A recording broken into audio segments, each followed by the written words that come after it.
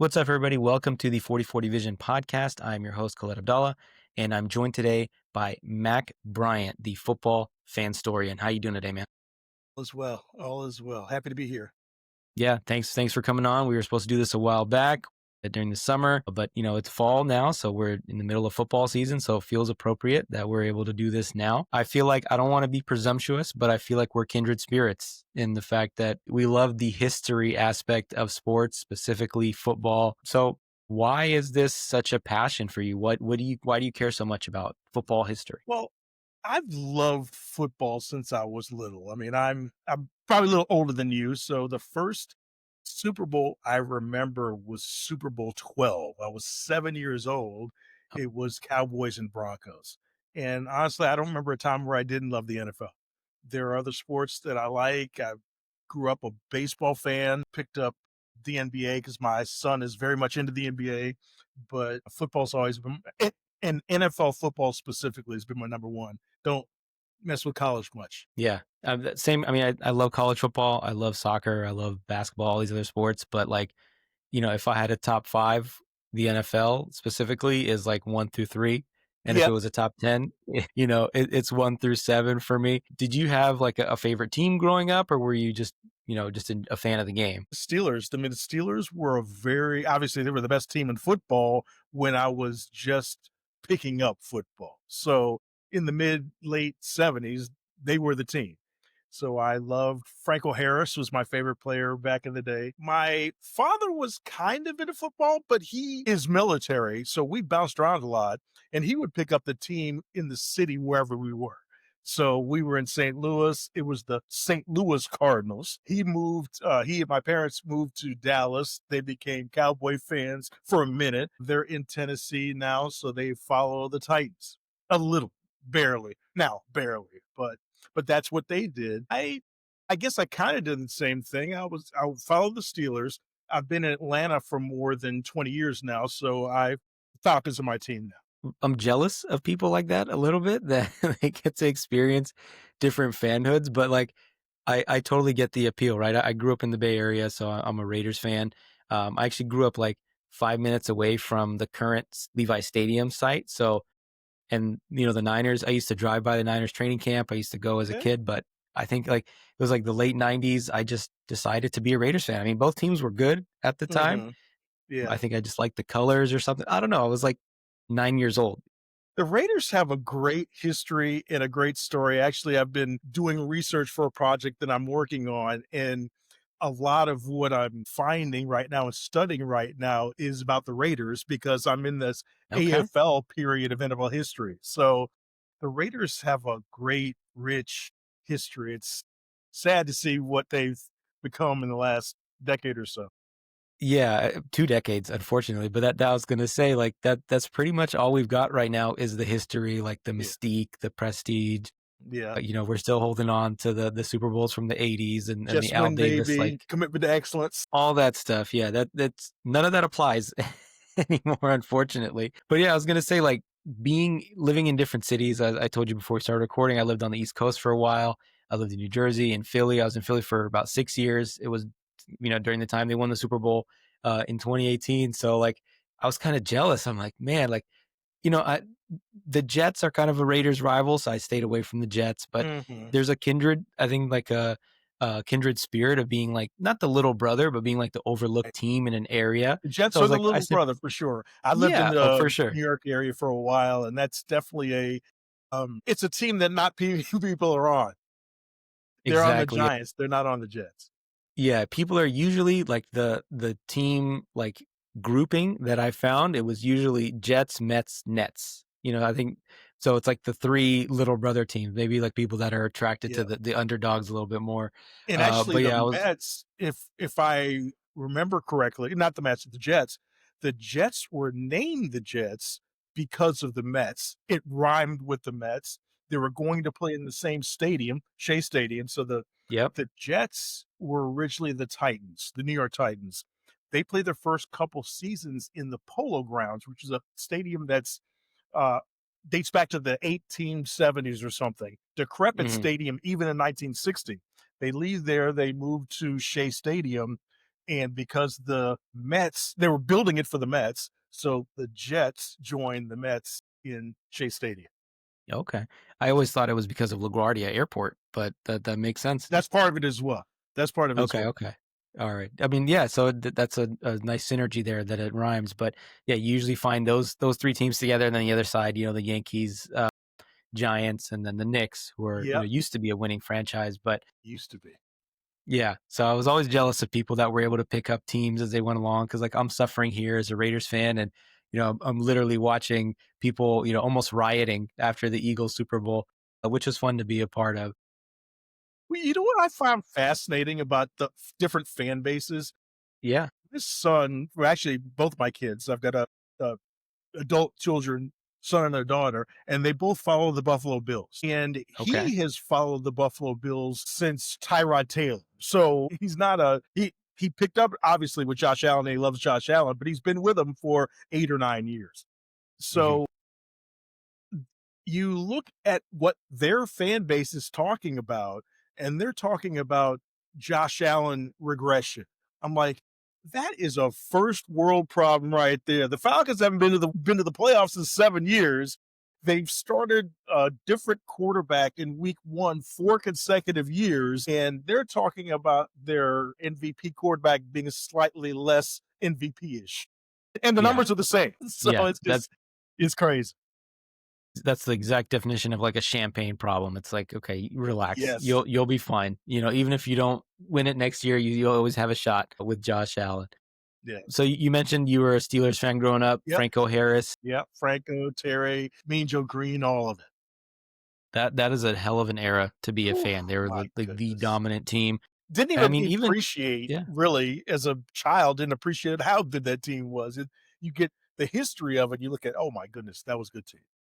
Yeah, yeah, that's a really fascinating era. And so I interviewed an author, I think a year or two ago, Ray Hartgen, who wrote about how the Steelers saved Pittsburgh. I think you'd probably find this interesting as well. And basically, the premise of the book is that Pittsburgh was a failing town because of the post-industrial and stuff, like Right. after the Industrial Revolution and all that. And the Steelers helped revitalize the town. And now it's like this big yuppie kind of Oh startup, yeah. like Yeah. entrepreneurial place, and they all tie it back to the 70s steel curtain Hmm. teams, and the fact that they like gave the city something else to be proud of, and they put them on like a national stage Yeah. Well, I in see a that, cool and way. there's other towns that have the same thing has happened. Cleveland is another one where the well, it was called Jacobs Field. I'm not sure what it's called now, but Jacobs Field in the heart of downtown Cleveland, it revitalized it. And you've got the Rock and Roll Hall of Fame there now, and the Pro Football Hall of Fame is closed, and all of that revitalized Cleveland to a degree. Yeah, I love cities that have like the sports complexes kind of thing, like Yes. where everything is close together. I Yes. mean, just like I know Philly has all the 3 stadiums right there.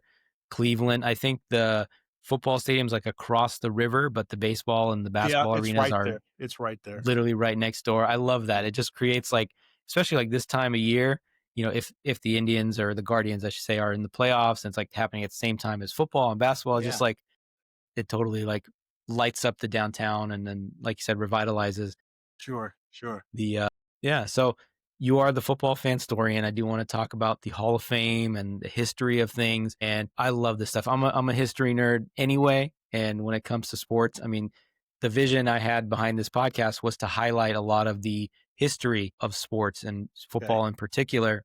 Mhm. So I want to talk to you about that. And I want to talk to you about some of the Hall of Fame classes that are coming up, maybe some of the Okay. current Yeah. guys, and some notable snubs. Of course, I want to hear your snubs because in my research I found a couple that people highlighted, but I want to hear about your particular ones, maybe some Yeah. that you're passionate Well, about. I I have a few.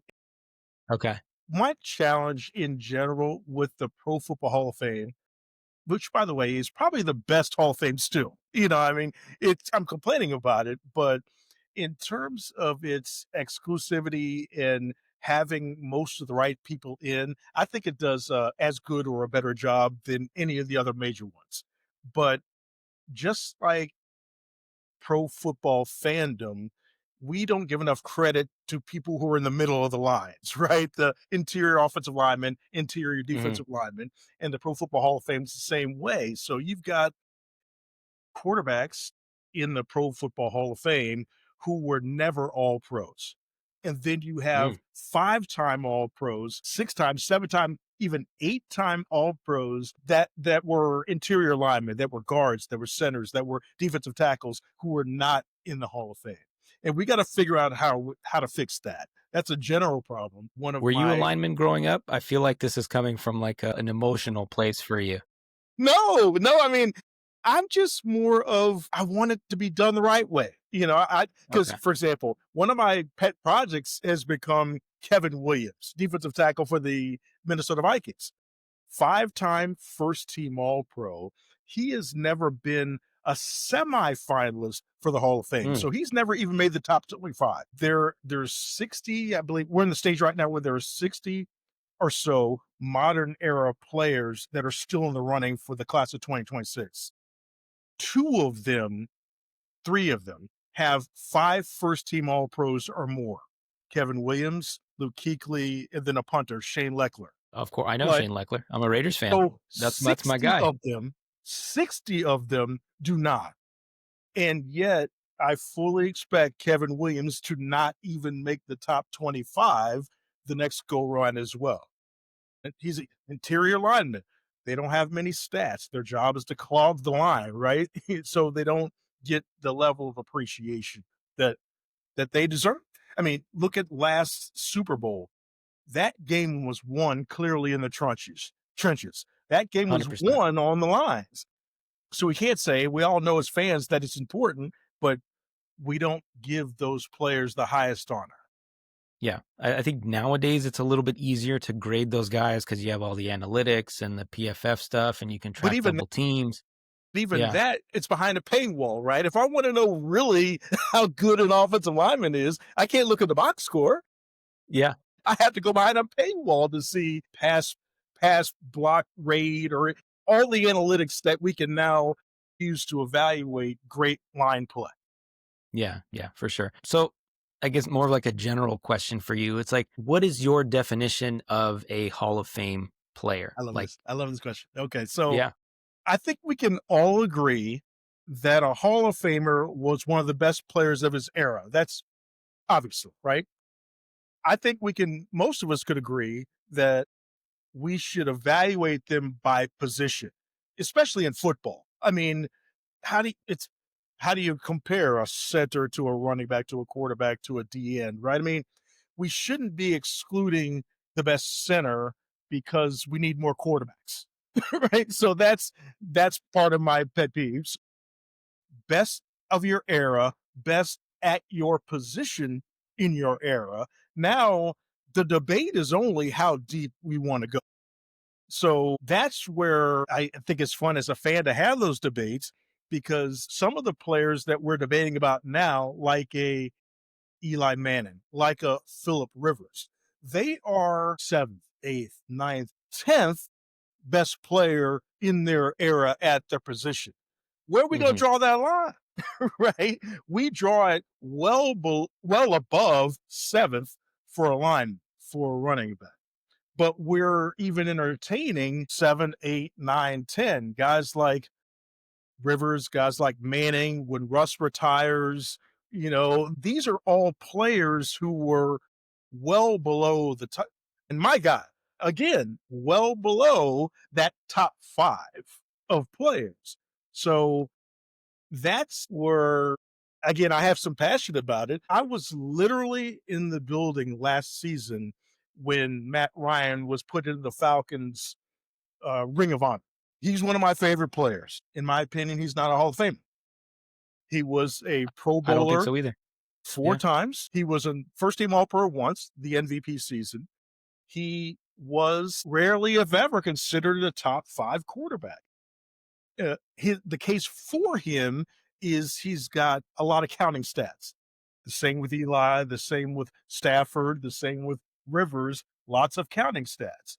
But if we start from the standpoint that the Hall of Famer should be one of the best players of all time, should be one of the best players of his era at his position. Should we really have the eighth or ninth or 10th best player in his era at his position in the Hall? I say no. Yeah, So I that would exclude completely Rivers yeah, and Eli and Stafford and Ryan and possibly Russ too. All of them. yeah. I agree 100%. I think it's the exclusivity, it kinda sucks, but for guys like Matt Ryan, for Phillip Rivers, there is a place for them in their own teams, Ring Yeah, of Honor, Hall of there you Fame, go. whatever you wanna call it, retire their jersey because, what Matt Ryan means to Atlanta and the Falcons is infinitely more than whatever he meant to the game of football in general, and I think the way I like to see it is, aside from counting stats, I mean, I get there's a place for that. It's like, can you tell the story of the NFL and football during his career with or without this person? If you can skip this person entirely, Mhm. then it's like, you know what? Maybe they're not that important. They're not in the Oh, Hall of you've hit Fame on something level. there. You've hit on something there. So But it's let me funny you keep can we but talk you about that? yeah, I was gonna well, let me just finish this point. Okay. You keep bringing up Eli Manning, and I think that's the only reason that he gets in is because you cannot tell the story of football in the 2000s Right. without Eli Manning. Philip Well, Rivers, sure, great no, stats, no, but Eli Manning, but here's where I'm gonna push back. So please. Eli Manning is integral to the plot of the NFL story, not just today, but all time. You cannot tell the NFL story without Eli Manning. At the same time, the Hall of Fame is for the best 1 to 2% of players to ever play. There is a difference between historically significant and best. And Okay, Eli is sitting right on that line, right? There are other guys, Michael Vick, extremely historically significant. Not only 100%. the he influenced the way the quarterback position is played in the last quarter century, right? A lot of the players that play today are disciples of Michael Vick and his style. Obviously, to the extent that you want to tell the off-field story, that was a catastrophic off-field story for him as well. You can't tell the NFL story without him, and yet he has fewer than 200 total touchdowns. Yeah. So No, he's not a Hall of he Famer is to me. not. No. So that as a criteria drives me nuts because there are 350-ish players in the Hall of Fame. There are roughly 25,000 that have ever played. That's 1 to 2% is the Mhm. guy in the 1 to 2%. That's different than Frenchie Fuqua, who you might have to mention because he's part of the Yeah. Immaculate Reception. It's different than Dwight Clark. You might have to mention him because he's part of the catch. It's different than David Tyree that you might have to mention because of the helmet catch. Mhm. They're all historically significant. None of those players are Hall of Famers. The Pete Gogolak, the first soccer style kicker, he was also a very central figure in the AFL NFL merger. So, extremely historically significant. His as a kicker, he wasn't one of the best kickers of all time. So, that particular criteria, it Mhm.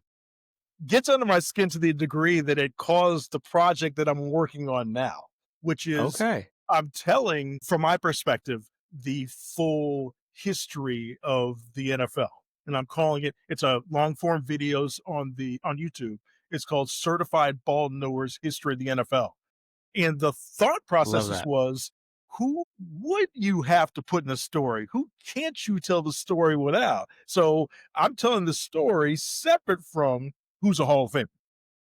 It's possible that there are Hall of Famers that you can tell the NFL story without. It's possible. True. We'll see. I'm still working through it. Okay. Eli and dozens of other players are integral to the story of the NFL, but not one of the best 1 to 2% of the players to ever play in the NFL. Okay. So it sounds like to me you're more about, I don't mean this as like an insult, but like individual excellence in a team game versus a team achievement. Like Eli Well, winning the Super Bowl was a team achievement. So I'll it's say like, this. He is fascinating to me as a debate because he's got strong arguments on both sides, right? I mean, we know that the quarterback is the best position on the field. He was at the trigger for two of the most magical playoff runs, and he beat the GOAT of the sport, or at least the GOAT of this era of the sport. And those two things mean something. At the same time, Eli's debate is different than one of your guys, Jim Plunkett's debate, because 100%. Jim Plunkett doesn't have even a passable regular season case for the Hall of Fame. He's got Eli's two rings, but his counting stats were so mediocre that no one talks about him. So as a fan base, as public, we've decided that two rings alone isn't enough, right? It can't be. It's not just two rings, or else Plunkett would Hmm. be it. Yeah. It's not only rings, or Marino wouldn't be in, right? So there's somewhere in the continuum. Eli is fascinating because he's personally very popular. He is part of football royalty. He's on TV all the time. He's just a guy who's impossible not to like. At the same time, he's a 500 quarterback in his career. His career record is 117 and 117. His career passer rating is 84 at a time when 100 was good, or high 90s was good. He led the league several times in interceptions.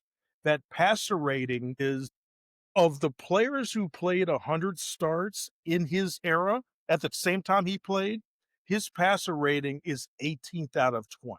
There are two quarterbacks that played 100 starts while Eli was in the league who have worse passer ratings than him. It's Matt Hasselbeck and Ryan Fitzpatrick. So every Okay. other quarterback in that era has a better passer rating than Eli Manning. So the debate gives you enough to latch onto on either side. Yeah, we could do a whole Fascinating. podcast. Yeah, just about Eli. I mean, it, So it no, seems but like your question was, am I about individual achievements? I'm more about, again, back to is the guy one of the five? No, no further away than five, right? You can't be 10th. Is he one of the top five guys that played in his era at his position? And yeah. to me, you could start there. And Eli, for me, is clearly not one of those five. No, no, he's He's not. I clearly, mean, I think he was like a 2 or 3-time Pro Bowler, but even the Pro Bowl is like yeah. with the Well, alternates and stuff and, like and that. Like, that actually hurts him because he was a Pro Bowler four times in mhm, an era where as many as 11 and sometimes 12 quarterbacks got the Pro Bowl. That's the same problem that Ryan has. So if you only have four Pro Bowls as a quarterback when a third of the league was going to the Pro Bowl, that says more about you. I think Stafford only has two. Again, 10 quarterbacks might make the Pro Bowl this season after they all opt out. So if alternates you and all that. don't, Yeah. what you're saying is that quarterback's not in the top third of the league. So for the majority of Eli's seasons, he wasn't in the top third of the league. Yeah. No, that's a good point that it's almost like a negative. But yeah, I don't use Pro Bowls as like a measure. It's kind of a throwaway thing. It's like Yeah. when it comes to the individual awards, the only thing that really matters is All Pro because there is no All pro. alternates, Yep. and it's I think it's two quarterbacks on each team, Yep. and then Yep. the other position. So Yep. that's the ultimate like barometer measuring stick And for greatness. the good thing about all pro is that it means the same thing mostly across eras. So an all Yes. pro in 1970 means the same thing as an all pro in 2020. So I love the all pro as a measure. Yeah, and the counting stats that you can kind of throw away for a lot of things, especially the quarterbacks and the wide receivers and stuff like that, because of the numbers and the inflated passing stats and everything. So, Yeah. in terms of this class or this potential class, the upcoming Right. one, the 2026, Yep. there's some interesting running backs on there. A couple of them that make me think of counting stats, and one is like like Frank Gore Or or LaShawn McCoy. I think Frank Gore is an interesting case. Do you think he gets in? do I think he gets in this time? No, I don't think he's chances he gets in first ballot. Does Okay, he but get just in period in ultimately? general. He's right on the line for me. So here's the pro. The pro is football's dangerous and it's hard to play at a high level for a long time. And he is third all time in a stat that everybody cares about. So, Yep, how can absolutely. you, on the one hand, you're like, okay, we have to respect that availability is an ability, and he was available and made teams for so long that he rushed for exactly 16,000 yards. Now, the flip side is, again, just the argument we've been having, or the debate, the conversation we've been having. He was never one of the best players at a position, not one time. Should you be able to compile your way to greatness? Because that's what he's done, right? He is the definition of a compiler in the way the fans use the terms. You can convince me. I'm torn on him. You can convince me either way. If he gets in, I'd be happy for him. If he doesn't get in, I get it. But I don't Yeah, feel yeah. strongly. I don't feel strongly one way or the other Yeah, I because think there's it's such a strong argument on each side. yeah, I think ultimately, like you said, that stat is something that people respect no matter what.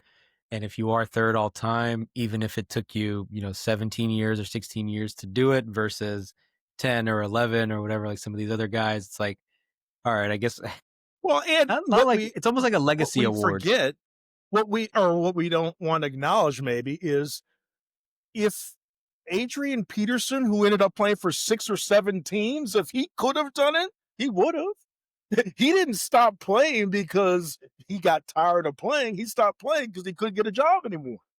Right. So there's something to be said for being that effective that you keep being put on rosters, right? Or, other guys, their skills diminish and they can't stay. So we shouldn't treat Gore like compiling is easy, right? It was, so that's where I want to, even though I lean towards shorter careers when you were elite for more of your careers, like my personal Hmm. preference is Gale Sayers over Frank Gore. I mean, I would put Gale Sayers higher than Frank Gore. Gale Sayers rushed for less than 5,000 yards in his career, but in 5 full seasons, he was a 5-time first team All Pro. So Hmm. I value that more, but I bet you Gale would have wanted to play for 17 years if he could. Yeah. Then we have I to think respect that. people Yeah, I think like the juxtaposition people put is like, well, if Terrell Davis could get in and he played at a high level for, same thing, like 4 or 5 years, then why can't Frank Gore get in? And I Yeah. think it seems like Terrell Davis is more your type of guy because of Well, the yeah, 2,000 yards and all that. that's the thing. It's like, and that's what makes the debate so much fun. It's like, what do you value? It's not necessarily a right or a wrong answer. There are some people who think Davis, who was a MVP, who was I believe he was a 3-time offensive player of the year. He rushed for over 2,000 yards. He was elite for a very short time. That short time was 3 years. So some people, some fans that I've heard from say that that's just qualifying. He simply didn't play long enough. It doesn't matter.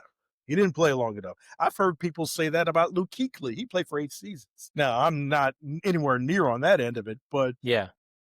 that's some fans are like that. You have to have played for a certain length of time to qualify. I'm not Yeah. there, you know. I'm not I'm there with at you all. on that. I'm not there at all. I mean, it's like if you play 5 years and then your knee blows up, it's not your fault. But if you were, like you said, in that top 1% of players during that time, which obviously Terrell Davis was, like how often does a running back win MVP? Yeah, Luke Kuechly, the multiple All Pros, like yeah, guys like Patrick Willis, another one yeah. who only played I Same. think 8 or 9 seasons. It's like Yeah, these guys. He was the best player or one of the best players at his position yeah. for. It's not a year. It's not 2 years. It's No, like it's damn a near a decade. yeah, Yeah. exactly. And 5 years is a prime. Like that is Yes. the prime of a career. And if it just so happened that the prime of your career was, from 22 to 27, it's not your fault. Yeah. It's just Yeah. you were great and you Yeah. decided to walk away on your own terms, which I Yeah. respect. So there's a number of interesting wide receivers in this Mhm. class as well. Yeah. I feel like the Hall of Fame is harsh on wide receivers. Do you agree with that take? Yeah, and it's gonna get worse because Yeah, you think about absolutely. it, you've got the guys that people mentioned that they want in, Torrey Holt, Steve Smith Sr. those are the ones that I hear the most that they want in. But this year, Larry, I mean, he's a Hall of Famer. Whether he gets in this year or not, he's a Hall of Famer. He's another Yeah, Larry guy, Fitzgerald, right? To yeah, be Larry clear. Fitzgerald, Yeah. who's a better version of Frank Gore, right? He's someone who was generally around top five ish, but I mean, Moss was always better, and T.O. was always better, and some other guys. But Larry, he's a phenomenal football player and even a better person. He's getting in. A couple of years from now, Julio is going to get in. He's going to be eligible. He's going to get in. And then you've got maybe 5 or 6 guys in the league right now who are 30 or around it or older who all have a good case. Who So, are those? Who are you? so Who do you I mention? would say that Devontae Adams is in that. He was an amazing player, or is an amazing player, but 100 touchdowns is a magic number. There's only one player right now who's Hall of Fame eligible who has more than 100 touchdowns who's not in. John Alexander. He's the only one. Everybody else who's got 100 touchdowns or more who's Hall of Fame eligible is in the Hall of Fame. Yeah, and he's Adam another says, running back that won MVP, right? So yeah, he's a that running helps back his who case. won MVP and he has over 100 touchdowns. He's not in the Hall of Fame yet, but everyone is. Gates was one who wasn't in the Hall of Fame until he got in on his second cycle. So that Adams has over 100 touchdowns, and so does Evans. So they've got a strong case. Hopkins has a strong case. I think Diggs might have Mm, a strong case. Tyreek has an excellent case. He's I think he's been a 5-time first team All Pro. 4 of them were receiver. The 5th was as a returner. So to me, he's in. So those 5 guys right there all have a good case and possibly a better case than Smith Sr. and Holt if they're still hanging out there when these guys are eligible. So it's just going to get even harder and harder. yeah, and I mean, when we start talking about the counting stats, Mm, how are they able to account for? I mean, because it seems like every quarterback is throwing for 4,000 yards now, like every right, one of right, so that means, of course, there's a lot more yards to go around and touchdowns for the receivers. So, like, right. how do you account for that? Well, what I like to do with quarterbacks, and they should do the same thing with receivers. I don't know if anybody's doing this math, but I like to look at, and I did this. I wrote a book not too long ago called The GOAT Rules. And I looked at positions by era. And when I was looking at the quarterbacks, I looked at how much better a quarterback was than the average quarterback in his era. Yeah, makes sense. And it was interesting when I kind of went through down that rabbit hole to do that. Tom Brady and Joe Montana, their stats are very similar when you compare them to the players of the era, meaning Tom Brady and Joe Montana were equally better than the quarterbacks of their era. I mean, eerily so. Where Brady has a big advantage over Montana is he played a lot longer and he was generally more available when he played. I mean, Montana missed maybe 20% of his team's games. Hmm. Brady missed basically one whole season and a suspension, and that Yeah, was it. and that's it. He didn't Yeah, miss anything else, right? He missed, yeah, the entire 11 or 10 seasons, something like that. yeah. I think it was And then 2008, if I remember was it right. 8? Okay. And I then was he still in missed, college, so yeah, yeah, 2008. and then he missed the four games at the beginning of the 2016 season, I believe. He probably would have Hmm. been MVP instead of Matt Ryan, but he was suspended, and they weren't going to give an MVP to a player who had been suspended. So, especially not for that. So, I think you could do the same thing with wide receivers. How is the guy's achievement or his yards compared to other people in the era versus just numbers? Because the numbers, I mean, just with quarterbacks, I think 8 or 9 of the top 10 all time leaders in passing yards, 8 or 9. I think it might be Marino and Favre. The other 8 have all played within the last 5 years. Hmm. All Yeah, 8 of those 10 have been in the league within the last 5 years. and then you've got Yeah. Favre, The and then you've got quarterbacks is Marino. like it's the most stark difference. It's a completely different sport, Yeah, and I'll definitely have to check that book out. But yeah, yeah, it reminded me recently because people were talking about Caleb Williams and Troy Aikman. Apparently, Troy Aikman has like a vendetta against Caleb Williams, but they were showing the stats from the first two seasons, and yeah. Caleb Williams has more counting stats than Aikman Of by a course. mile. Yeah, And then you look at like I saw your George Blanda post the other day where yeah. he threw 40 interceptions 42. for an 11-win team. And Yeah, then you look at some of the guys like, guys from your era, Terry yeah, Bradshaw, Ken yeah. Stabler, and you're like, oh, man, these guys routinely threw, 20, 25 Yeah, interceptions more or, interceptions than touchdowns, but you have yeah, to look at it. The era was that way, and there are lots of good reasons why it was that way. It's rules based. I know a lot of younger 100%. fans want to say they didn't know how to play quarterback, and the guys now know how to play quarterback.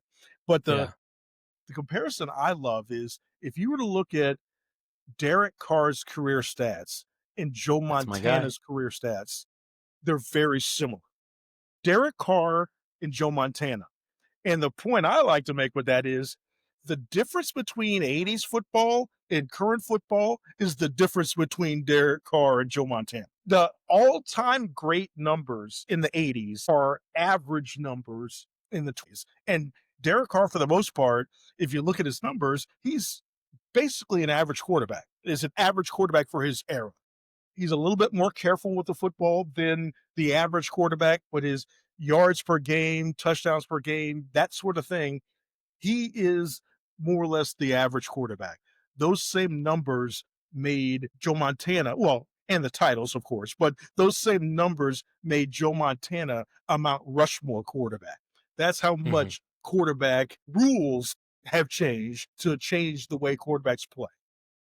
Yeah. Did you bring up Derek Carr because I'm a Raiders fan? Because that's my No, guy. I've used that example before because, and what's even worse, me as a Falcons fan, Kirk Cousins has better numbers than Montana. And no one thinks that Kirk Cousins is an all time great quarterback, but his numbers are better than Montana's numbers.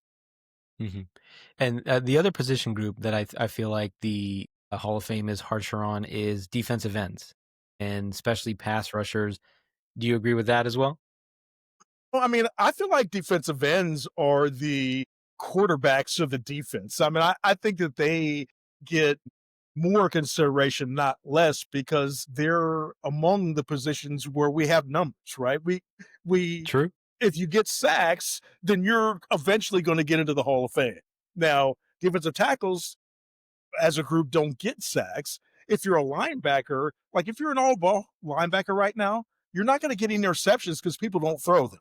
You're going to get tackles and maybe you'll get all pros, but there's no stats to accumulate for an off ball linebacker. These days, even corners and safeties used to be like even in Dion's era, in Ed Reed's era, those guys would get interceptions. Starting with Darrell Revis, the biggest compliment a corner gets is he doesn't get tested. So he won't get Hmm. interceptions, right? I'm not sure if Sertan has any interceptions this year because people I know don't think better so. No. not to throw at him, right? Darrell Revis he might not have 30 interceptions in his entire career. Harrison Smith has 37. He's the active leader. So Hmm. the back to your original question, I think defensive ends, because they get numbers and the game hasn't changed to change that. I mean, they're going to keep getting sacks. So no, I think they get more consideration than other players on defense. Now they get less Hmm. consideration than offensive players, and that's the problem. Yeah, that's a really interesting point. I never thought of that, like the interceptions going down because of the way the game is played. Yeah, I mean, obviously quarterbacks are throwing fewer interceptions, but I never made the connection of like, oh yeah, someone from this era you brought up like Pat Surtain or yeah, some of these other guys, like the top corners, I don't know, Sauce Gardner, whoever it is, yeah. Devin They're Singletary. not You're going to like, get interceptions. yeah. And someone like, that I think that was the big case recently with was it Asante Samuel was like holding Hmm. up his interceptions numbers as like Yeah, a counterpoint to Dion's greatness. And then you think about guys like the whole concept of the shutdown corner being a new, relatively new thing, probably started around the yeah, Dion era. and so on. So it's funny, like the passing yards are going up, so passing attempts are going up. So you would think sacks are going to go up as well. So Yeah. maybe a 10 sack season Some is not inflation impressive there. now. Yeah, and then the deflation is happening on the interceptions, caught. So I never made that connection. So Yeah, those guys are probably going to suffer because, like, for I mean, you could sure. put you could talk about completion percentage and passer rating allowed and stuff like Yeah. that, but that's But the not as thing like is, fun the or hard part about that is how do you compare that to other generations because you're not gonna have those stats, right? So yeah, there's going to be like Patrick Surtain's going to be up is he's going to have 15 career interceptions because no one went at him. yeah, And then he's going to be saying, "Look, well, I'm a Hall of Famer, and hopefully he'll have the first team All Pros to back it up, and we'll have to worry about it. But if he doesn't, someone's going to say he's got 15 interceptions, and this guy we didn't think was any good has 40 from the night. So that's going to be the challenge." hmm yeah. So I do want to talk about some of the historical snubs. So Okay. you brought up Jim Plunkett. The other name that people always bring up is Ken Anderson as a quarterback. Do Yeah. you feel like he falls into that, like, you were good but you weren't great, so you're in like the Phil Well, Rivers yeah, category so of quarterbacks? that's the challenge. I mean, when you think of Anderson, he has some good numbers and some good comparisons to those guys, but there are 6 or 7 70s quarterbacks already in the Hall of Fame, right? Bradshaw's there, Staubach is there, Tarkington, well, he played a lot in the 60s and the 70s, but Tarkington's there, Fouts is there, 70s, 80s. You've got a bunch of guys already there. So Ken Anderson is, again, one of those guys who's somewhere outside the top 5 in terms of 70s quarterbacks. So the question is, how deep do you want to go? I mean, I think Randall Cunningham might be the same thing. He finished, I was shocked when I looked at this. He finished second in MVP voting 3 times, I believe. So, Yeah, I mean, he was he good. was an excellent quarterback and historically significant. I mean, he's the bridge. I mean, it's Cunningham, Vic, Lamar, maybe. I mean, he's that Throw like continuum of Steve the Young in there, somewhere like, yeah, yeah, Young belongs in there as well. The Young and Cunningham actually right around the same time, right? Young comes in, Cunningham comes in. Really, their careers around the same era. So, yeah, I think I'm very sympathetic to Anderson. I love I love his numbers, but at the same time, is he better than guys are already there? The challenge with then is it wasn't about the numbers, right? A guy like mhm, Terry Bradshaw, he was calling his own plays. So if he doesn't have numbers, it's because he decided not to. Bob Greasy, the thing I love about a guy like him, in 1972, he had 2,000-yard rushers. It was the first season that any team had 2,000-yard rushers. The third guy ran for 500. So Greasy, calling all the plays, said, yeah, he knew what you he know, had.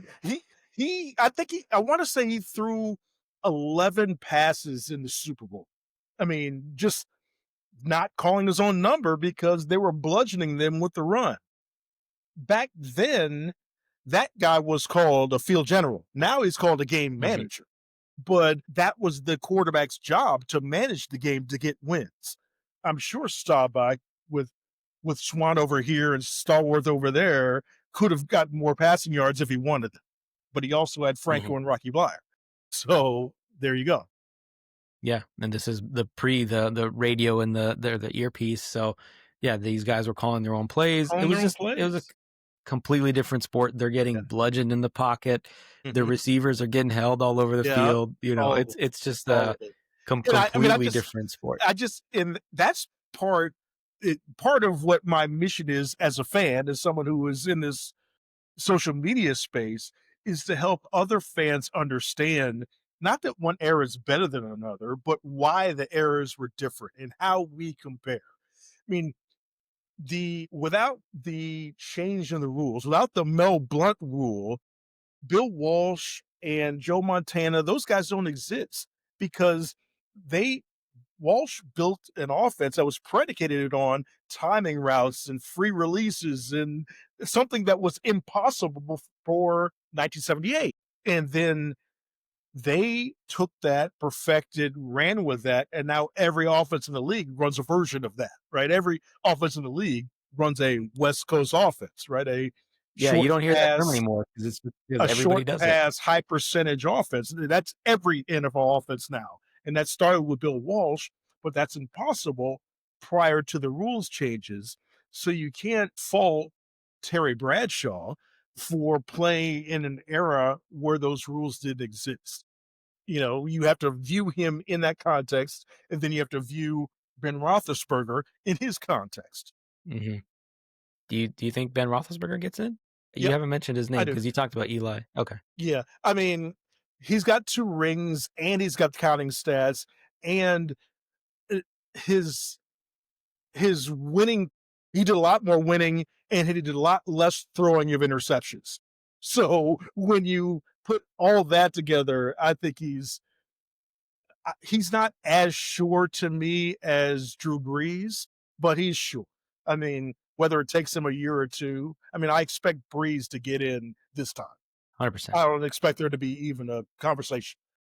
But Yeah, I think I for Ben Roethlisberger, it's like, yeah, he's probably like the second best quarterback in the AFC for a good 10-year run, behind Tom Brady. It's like you can't fault him for running into the Patriots buzzsaw yeah. every year Well, I in the mean, playoffs. So, you gotta say 3, not 2, right? Don't forget Peyton Manning. right. How dare I forget Peyton Manning? Yes, third best quarterback, which is There still you good go. enough for Still good all enough, pro. still good enough. I mean, Yeah. Ben for me is solidly top 5 in that era, right? You've got Brady, Breeze, Manning, Rodgers, Ben. I mean, I think Ben Okay. is solidly is in that 5th spot. Yeah. No arguments for me. I mean, he was a dynamite player, one of the most feared quarterbacks, and like you said, he has all the accolades. So Yeah. there are a couple guys I wanted to talk about. I mean, as a Okay. Raiders fan, Jack Tatum, Lester Hayes, the Soul Patrol, those guys. Yeah. I Yeah. think it was Lester Hayes that's the defensive player of the year. He has more of the individual accolades. Right. Do you think that how much do you think like the politics of some of these guys and like the reputation maybe that's That's an keeping them excellent question. out, of the Well, Hall of Fame? here's what I think. Lester Hayes has a big stickum problem because his best seasons were pre stickum, legal stickum, and is there is a significant drop off afterwards. So and I'm not sure if anybody's saying this, if the voters are saying this, but the numbers would suggest that Stickum had a big part of what he was doing, right? So I think whether that's true or not, but that's certainly the perception around him. So I think that because I mean, when you look at his numbers, he had maybe 3/4 of his career interceptions while Stickum was legal. And he played most of his career after it was. So Hmm. if I'm his lawyer, I'm going to say, well, people understood that I was good and they stopped throwing at me, and that's why they didn't give me more picks. And that's what I'm going to say if I'm his lawyer, if I'm his advocate. But if I'm not, let's say, wow, you got a lot of interceptions when Stickum was legal, and you stopped picking it off when it wasn't. So that's Lester Hayes. Tatum, he's an example to me of there's so many players out there that, and Eli falls in this as well. He is, he's not actively campaigning, but he's virtually campaigning because he's Hmm. always in the public eye. He is a media figure. Jack Tatum is the type of person that plays less well than Eli on the media, you know, in the media. I think people or voters certainly aren't going out of their way to help him, right? Although he was an excellent player. You're a Raider guy. One of the biggest snubs that exists is Steve Wisniewski. Steve Yes. Wisniewski was an 8-time All-Pro, was all decade for the 1980s, eight no 90s. He 90s, was yeah, all 90s. decade. He was 2-time first team, 8-time total All Pro, but he's a guard. He's not someone that you see around and about. I think maybe he's trying to change that because I was physically at the draft in Green Bay this past draft, and he was there presenting the Raiders pick. So he's out there now, I think, trying to put himself out there, but it shouldn't have to be that way, right? I mean, No, shouldn't. Absolutely if not. you are Yeah. one of the two best players at your position for an entire decade, which is what all pro means, if the Hall of Fame itself put him all decade, right? So that's when we say someone is all decade, that's the Hall of Fame naming their all decade team. They decided that he was one of the four best guards in the entire decade of the 19, sure it's 99. Yeah, yeah. How is it that the same guy that is that good in his position 25 years later is still not in the Hall of Fame? That's a problem for me. Yeah, doesn't make sense. Yeah, I think the all decades team is usually like that's the dead That should giveaway be that you enough. are. Yeah, if you were That good should be enough enough. for a decade, 10 Yeah. years, and the average NFL career is 2 years or something. Yeah. So if you not only played for 10 years, but you were the best for 10 years, that's a That should should be be a a wrap. dead giveaway. And that's part of the challenge with the Hall. Part of the reason why guys like Wisniewski don't get in are not about exclusivity, it's about process. So Hmm. he's having to compete for space with wide receivers and with quarterbacks and with so they're not saying that he's not a Hall of Famer. They're saying that there are five guys that we'd rather put in than you. Mm. And or sometimes not even five, sometimes three or four. And we're going to leave one spot vacant. Another thing I have an issue with cycle, only three modern era candidates went in. So they chose to keep two of the spots that they're allowed to use vacant instead of putting in Wisniewski, instead of putting it in Luke Kuechly, instead of putting it in any number of people they could have put in. So So that's a problem. what's the time difference or the years difference, whatever, between modern era and the So senior, modern what's era called the senior class? is 25 within 25 years of retirement. So I believe that Okay. this is Wisniewski's last year of Yeah. eligibility in the modern era. Then anyone after that is in the seniors, and your chances of going in once you get into the senior pool go down exponentially. It's just because now everyone is in there that has been ignored for the last 25 years. So Mm. it's rough. I think that Eric Allen was coming up on that. Yeah. Yeah. I think He you went in retired like last year. 02, 03, something like Yeah. that. Yeah. Yeah. So he was getting close to that as well. Shannon Sharp, he's someone who I would have put in, not Shannon, Sterling Sharp is Sterling. someone Yeah. that I would have put in a long ago because he's another one of those completely dominant for a short period of time guys. Yeah. He was listed as like a snub for a very long time, but he There, finally got and he in, was. this past season. So he well deserved. I mean, there was a time, once upon a time, he was being compared to Jerry Rice. Yeah. So if you're ever in that If conversation, if we're in that you know, conversation. Yeah. yeah, yeah. Uh, you hinted at a couple of the active players that you think may or may not get in. So before we wrap up, I Yeah. want to hear about some of the guys that you think currently active that are I don't want to talk about someone that's 25 like Justin Jefferson. I want to talk about someone that's like Right, 30, right, right. 30 plus. You know, Okay. like someone like Mike Evans, on Okay. Miller, Miles Garrett, maybe Khalil Mack, like Mike, people like that. Like who are yeah. some of the guys that you think are like on the cusp versus someone that's like already basically, they already got their bus ready for them. Yeah, yeah.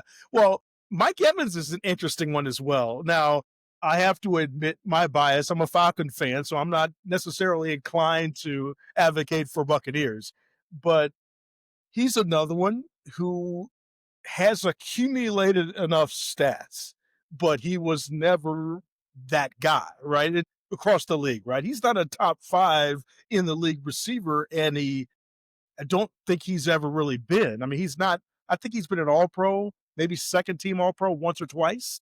So he's Yeah, not twice. Yeah. that guy, but he's got 100 touchdowns, and that's to me that's the golden ticket. So he's probably in. Here's one that a lot of fans love to debate me on: is Harrison Smith. Harrison Mm. Smith You brought him up a is couple times today. Yeah. yeah. He's one of the guys who he's got a historical number of sacks and interceptions for a corner. Like he or for a safety. He's like one of I'm not sure if he's got 30, maybe he's got 30 sacks. I'm gonna look this up while He's we're like one of talking. a So yeah, handful of guys who got 30 sacks and 30 interceptions. Fans of the Vikings love to try to compare him to Troy Polamalu and said if Troy is in, then he should be in. I don't see the comparison between the two of them, but he's someone who's on the cusp. I think Von Miller he's a done deal. I don't think that's even a question. He's done enough. 2 Super Bowls. That Yeah, helps. and Yeah. all pros and the sacks. He's done enough. I mean, there's at least 12 to 15 guys in the league right now. I mean, obviously, I think, well, Rodgers is already in. I think, well, Mahomes is already in. I think Derrick Like, Henry is already in. yeah. I didn't even. I was like, I'm not even gonna bring him up. He's Yeah, like, yeah, there. they don't even, yeah.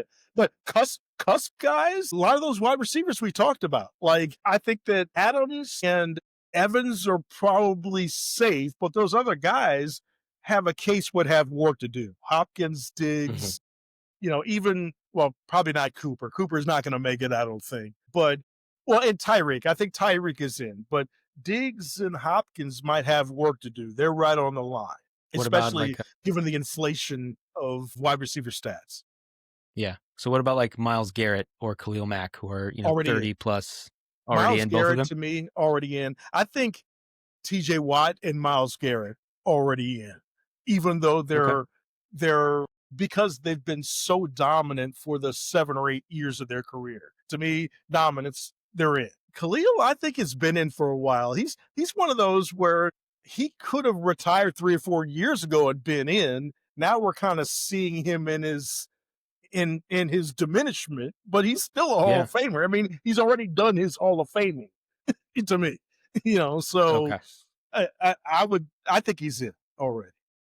Yeah, I had a couple debates with people on Twitter, like Raiders fans. I think they're a little maybe bitter about him leaving, you know, but they're like, oh, he doesn't, I think it was a couple years ago. He didn't have 100 sacks yet. I was like, once you hit that number, I feel like if it's 100 touchdowns, 100 sacks, and then the Yeah. all pro stuff very early on, like Yeah. you said, even if he retired a few years ago, he had such an insane peak where Yes. there was a time where people were legitimately having the debate of who's the better defensive player. Is it him or Aaron Donald? And I Yeah. feel like Yeah. If you're Aaron in Donald that to me conversation. he's in that, yeah, that untouchable Jerry Rice, Montana, Brady, that tier of guys that are just Yeah. completely untouchable. And if you even like are in that stratosphere for a couple years, Yeah. then you deserve it. And then all the Yes. counting stats, sacks, forced fumbles, all that Yeah. stuff, like All of it. All of it. He's it's in. He's undeniable. in. So I'm glad we're on the same page No, here. no, not even a question for me. He's in. Yeah, and as a former, high school offensive lineman, interior lineman, defensive and offensive, I'm an offensive line guy, and I Okay. love that this is like a passion of yours that you Yes. want to shed light on these poor interior linemen that all they do is get beat up and have to force double teams and stuff. They don't get the accolades, they don't get the big contracts. Mhm. So I love that this is one of your projects and one of your Well, yeah. I passions. mean, we all know as fans how important they are.